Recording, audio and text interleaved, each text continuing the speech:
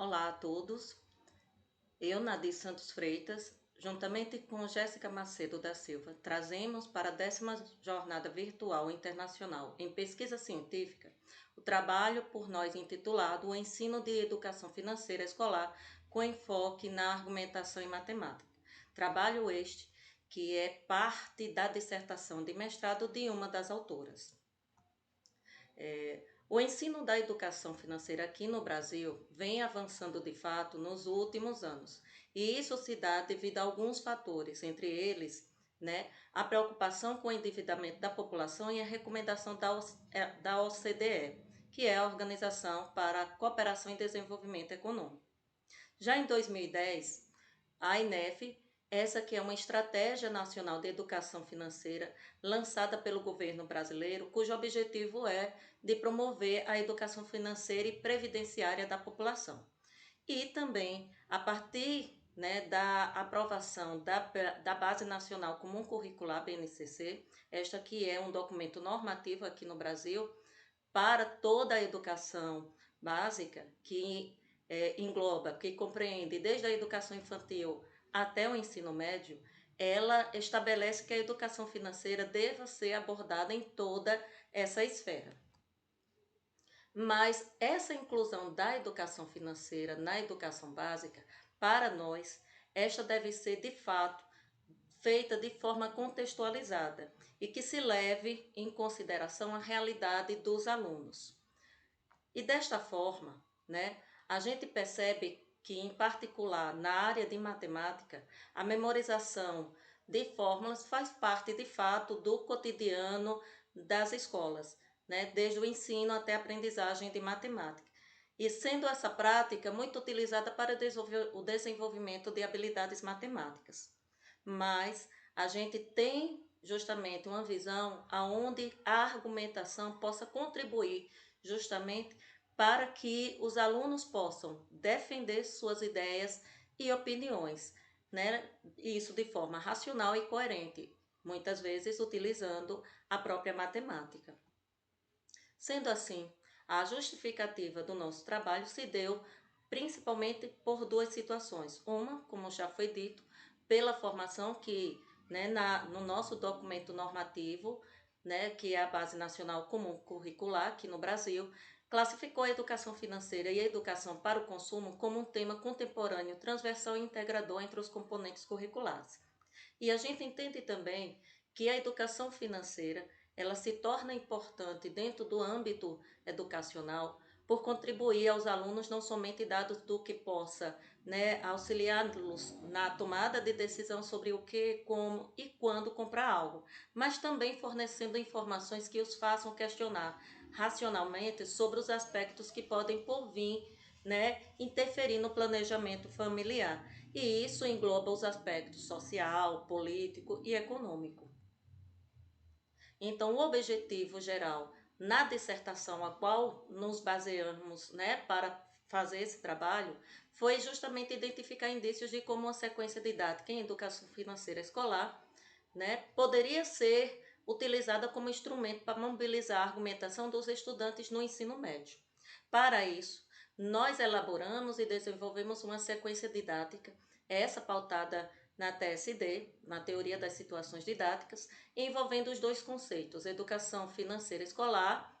pautada em Silva e Paula, e também na perspectiva de educação matemática crítica, na visão de Skov-Smosy,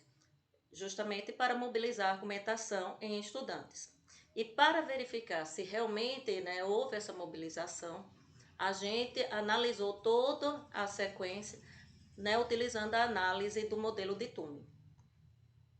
Então, os pressupostos teóricos relacionados à pesquisa em questão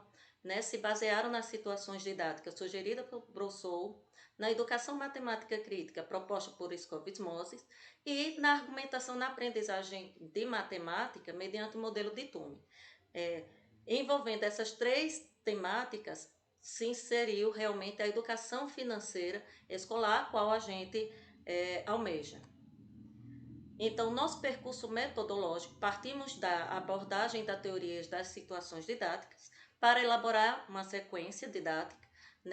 envolvendo os dois conceitos, tanto de educação financeira quanto de educação matemática crítica. Após elaborarmos essa sequência, nós aplicamos, desenvolvemos numa escola estadual integral do estado aqui de Alagoas,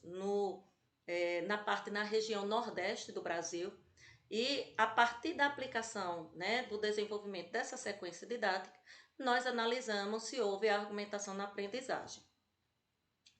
A sequência didática foi conceituada por nós em caixas gastos, onde os conteúdos explorados, né, foram desde os tipos de gastos, inflação, planejamento e orçamento familiar. E o milieu, né, utilizado foi roda de conversa, site, vídeos, textos fictícios e planilha. A gente levantou justamente uma problemática envolvendo a inflação, cesta básica e salário mínimo, certo?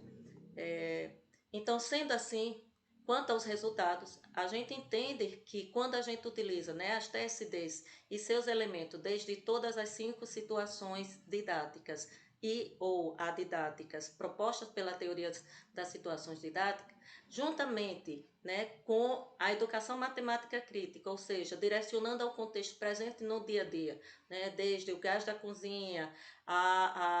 até os elementos básicos para o planejamento, né, para o orçamento familiar, que é a cesta básica, a água, a luz, a gente pode de fato contribuir para que os alunos possam realizar suas descobertas. E este percurso poderá conter de fato vários questionamentos e reflexão, o porquê das coisas acontecerem, certo? Então aqui a gente traz uma das respostas que, né, os alunos, um dos grupos, que já que foi feito, os trabalhos foram feitos em grupos, né, que foi problematizar a questão dos gastos, né, necessários vistos por eles, da família, diante da renda mensal da família. E aí a gente percebe que, por exemplo, para um dos grupos, ele destacou realmente a necessidade de se fazer um trabalho extra para que cobrisse pelo menos os gastos necessários. Colocando, né, os resultados e discussões no modelo de Tume, nós temos aí que os dados fornecidos foi que com o valor dos gastos e valor do salário mínimo, então esses foram os nossos dados fornecidos, eles perceberam que o valor da renda mensal menos o somatório do valor das despesas da família teria que ser um valor positivo para que se pudesse de fato ser efetivado, que é a conclusão, o orçamento doméstico. Mas para isso, né, teve o apoio, que é a garantia, que é realizar os trabalhos extras para aumentar a renda da família.